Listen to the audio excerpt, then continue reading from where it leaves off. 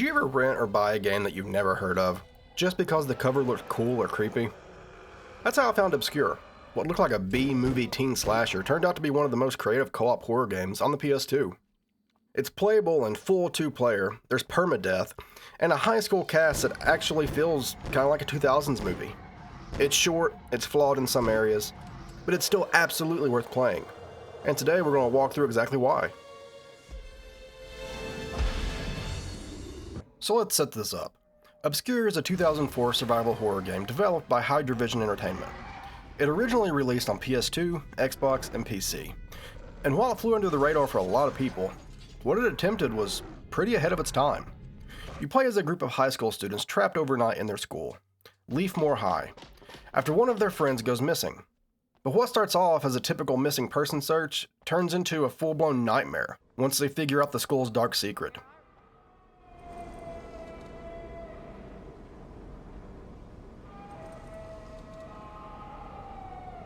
There's these monsters in the halls, students being experimented on, and a centuries-old conspiracy tied to a parasitic plant strain called Morphilia.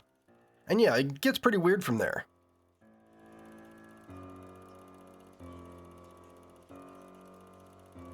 You control one character at a time, but this isn't a solo horror experience. The other students are always with you, either controlled by the AI or a second player in full co-op, which was nearly unheard of for this genre back then. Each character brings a unique trait to the table. One can pick locks, another can give you hints, and some others are just stronger in fighting. But no one is required to survive. If someone dies, the game keeps going. You must move on without them. That alone gives the whole thing a constant low-key tension. It's permadeath. The kid dies, they're dead.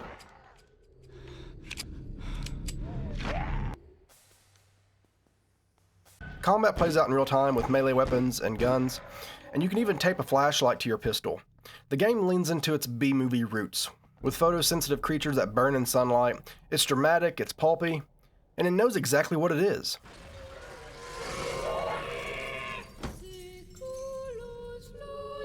Mr. Walden, what are you doing here?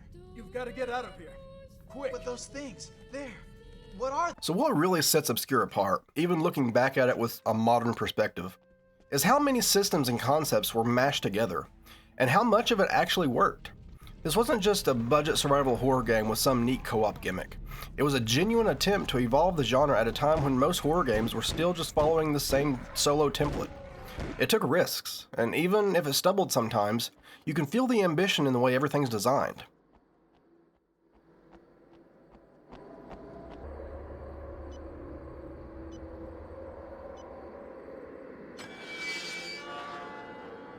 Let's start with the co-op.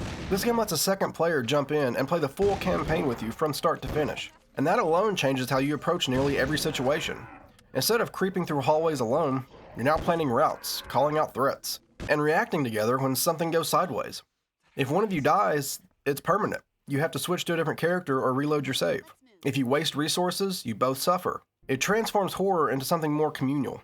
And in a genre built on isolation, that shift feels massive.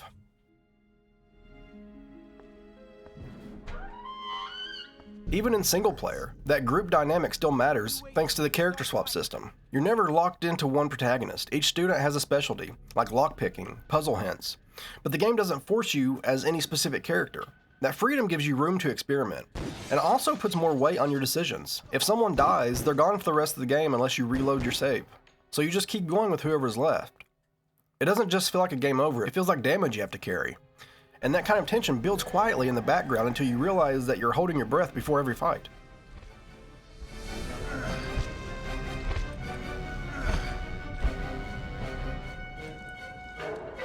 And combat has its own unique flow too. You can aim and shoot in real time, swing melee weapons, and tape flashlights to your guns for extra utility. But what really stands out is the light mechanic. Enemies in Obscure are photosensitive.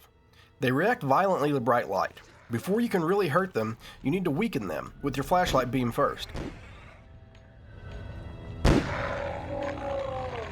It's a mechanic that forces you to juggle positioning and timing. You can't just spray and pray. You need to angle your light right, keep enemies in view, and protect your teammates while they line up the shots or charge melee hits. It can be messy, frantic, but it's oddly strategic. Kenny. Oh, another one. That pressure only ramps up because of the game's sound design. Every hallway echoes. The score pulses in and out depending on what's nearby.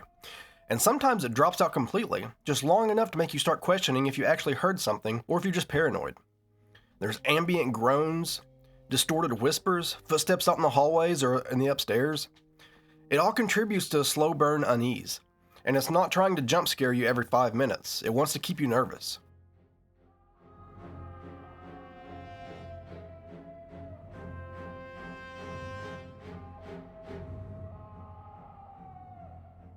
And the enemies themselves, they're gross in a way that feels right for the setting. Think of them as failed science experiments. Most of them look like infected teenagers or mutated staff, bodies warped and stretched by the Morphilia infection. The designs are bulbous, bloated, and vines and flesh stitched together. Some scuttle, some leap out of vents. It's not clean, it's not theatrical. It's just messy, pulpy horror. Like something you'd see on the cover of a 2000s Fangoria issue. That kind of low-budget brutality adds to the vibe. It feels like you're stuck inside a B-movie, which for me is awesome. What you end up with is a survival horror game that's constantly trying to be more cooperative, more reactive, more system-driven.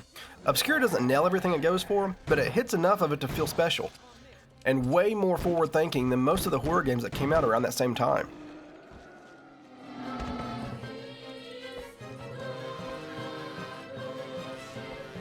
Hey, if you're really into this kind of thing, games like Obscure that flew under the radar, but still have something special to offer, go ahead and drop me a sub. I've got a full playlist of horror recommendations just like this one, plus a bunch of other series digging into forgotten gems across all kinds of genres. You've already made it this far, you might as well stick around with me to see what else is in my vault. So Obscure's story is simple enough. Your friend Kenny goes missing after staying late at school, and the rest of the group sticks around to look for him. But that search turns into something way bigger and fast. By the time they realize they've been locked inside overnight, it's already too late. There's something wrong with Leafmore High. The windows are boarded up, the power is unreliable, and the halls are crawling with these twisted little sensitive creatures. These aren't just random attacks. There's a reason students have been disappearing. And it's not just one teacher gone off the deep end. It's the principal, the nurse, even the biology staff. They've been conducting experiments with some ancient parasitic plant strain called Morphilia. Supposedly it can slow aging, or stop it completely. But what it actually does is far worse. Now the group's not just fighting to survive. Some of them are racing to stop themselves from actually changing too.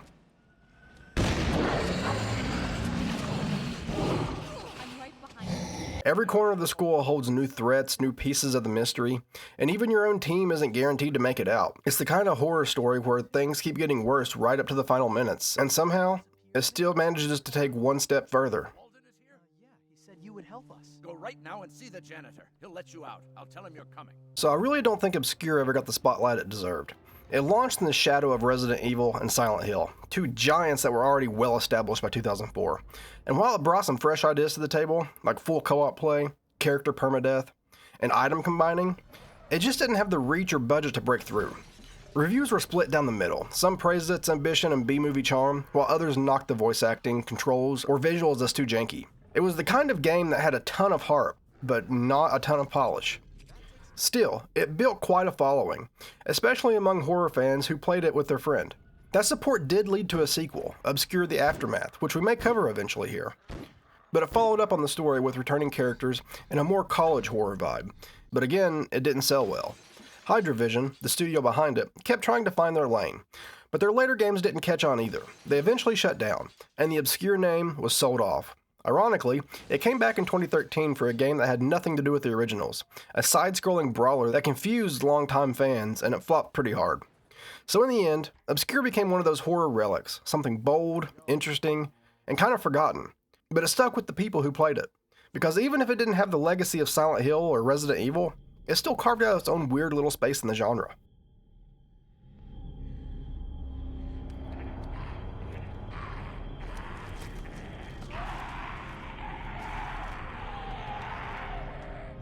So if you're into horror, like really into horror, and you've somehow never played Obscure, this one's worth digging up.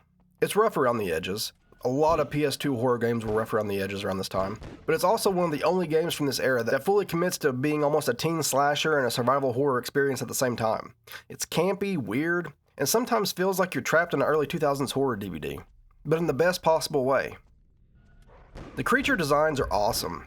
The sound design does a lot of heavy lifting, and the idea of losing a character permanently mid-run gives the whole thing this anxious energy that modern horror games still don't really chase. And in the fact that you can play the entire game in co-op, I think that alone makes it worth playing with a friend at night, and you've got something way more unique than it first lets on. Yeah, it's not polished, it's not perfect, but it definitely tried. And for horror fans who want to experience everything the genre has to offer, Obscure deserves its place on that list. This is one of those forgotten gems that feels like a lost time capsule buried in the PS2 era, just waiting to get noticed.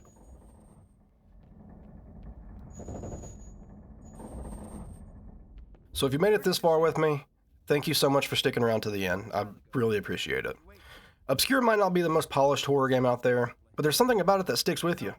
It took risks, leaned into the weird, and tried to bring something new to a genre that often plays it safe. And that's exactly why I wanted it in our vault. If you're into this kind of stuff, offbeat, underappreciated horror games, there should be a whole playlist on the screen showing up for you right now. I think you'll find something there that surprises you. And if there's nothing in that, YouTube should be throwing up a recommendation for you based on what you watch. Either way, thanks again for being here, and as always, I'll see y'all later.